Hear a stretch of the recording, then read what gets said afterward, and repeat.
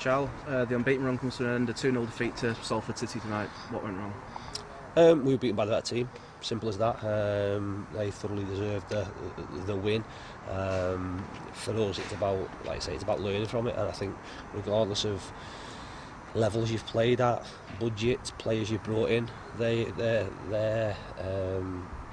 victory tonight was based around endeavour.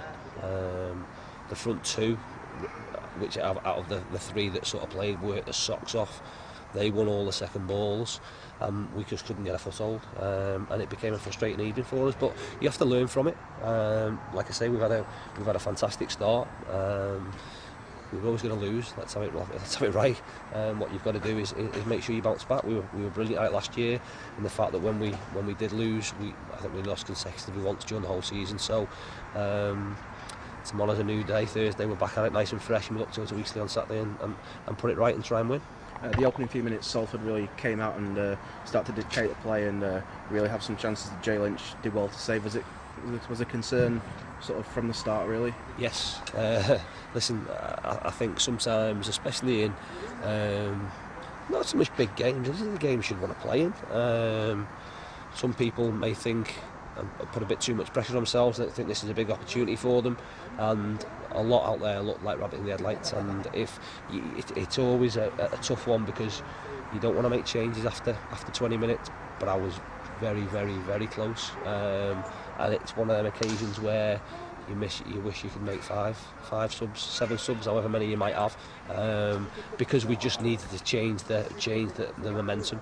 The goal was, like I say, was coming right from the off. We didn't get a foothold. We didn't pass the ball. We didn't do what we'd worked on and what we'd asked them to do. Because again, without wanting to sound clever, we knew how they'd line up and what they'd do and how they'd try and stop us, and we knew that we had to be brave in the middle of the pitch, and we had to try and get Crosby on the ball, and we had to take the ball to our full-backs and move the ball side to side. We didn't do that. We kept giving the ball away, which culminated in us running back towards our own goal. So yeah, it was frustrating. I'm disappointed, but like I say, they're a good side. They've got really experienced players who have played a lot higher level than this. And we knew tonight would be a tough game, and it's proved to be the case.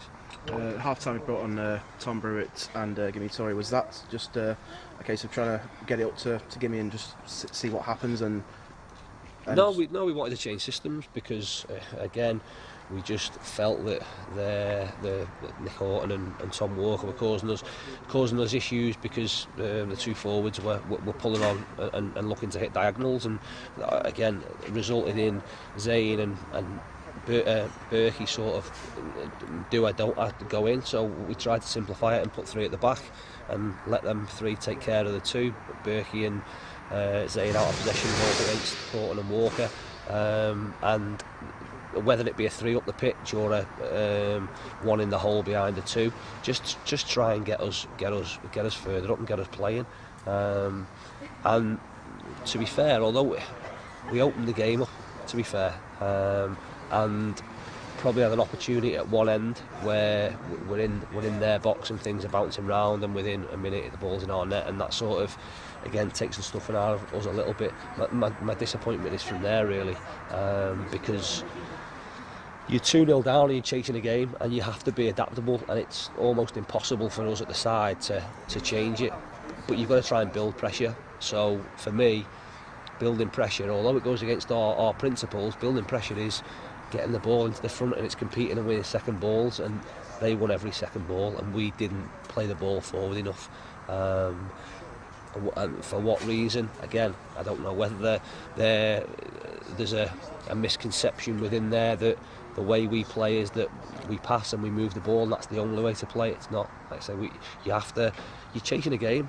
I challenged them at half time. I said they've got to go out there and play like this the last game they play, and turn it into a cup tie, similar as we did against Wigan last year, when, in fairness, in the first half we didn't get a kick of the ball. Second half we came out a different team, and we made it a little bit more ugly, if you like, but we had a work rate about us that gave us a chance to get back in the game. We didn't do that, and listen, we learned from it. Tom Brewitt made his debut on the weekend. He's obviously made his home debut tonight, as well as being another man in the squad. What do you think he can bring to us? Yeah, he's, like I say, he's another real good utility player for us. That'll be good for him because, like I say, that's completely different to under 23s football. That's a proper welcome to men's football, if you like. Again, he'll give us options, especially at the moment. We're obviously missing Danny tonight, and it's hard to have to make it, or be forced to make a change, if you like, because of international call-ups, and change a back four that's been defending so well. And we're going to have to get the same on Saturday when we'll lose Zane. So it's not ideal. We've had a great run and we've had a back four that's solid in place, and tonight we've had to change it. We'll have to do the same on Saturday. So Tom comes in, can play at centre half, can play as a holding midfield player, and can obviously play at full back if needs be. And obviously with us not having Lewis gives us another option, which again we need, because we only have a small squad, and when you take 2 internationals away from that, it makes it even smaller. So it'll be good for him. Have to learn quickly to change from, like I say, from 23s football, but ultimately he's got to try and make a mark for himself and further his career by showing he can play at this level.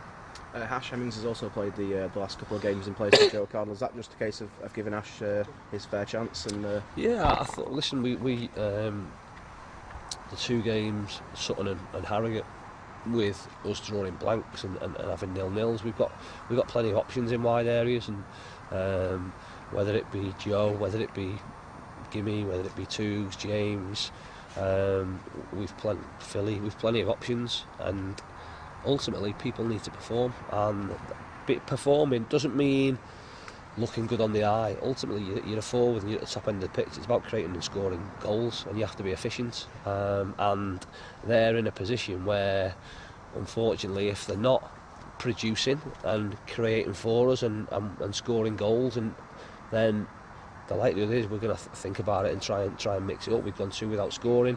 Obviously Ash has been patient and waiting for his opportunity, so we thought we'd change it.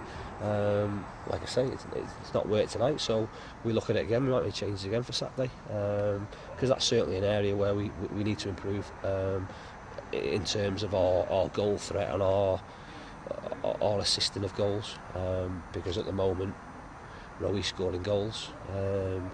Jimmy's been having an impact when he's come on from the bench later on when it's a little bit stretched. The others need to chip in. We've got to make sure we're getting goals from wide areas, and they've all got to be targeting at least double figures, and there's big competition there for places.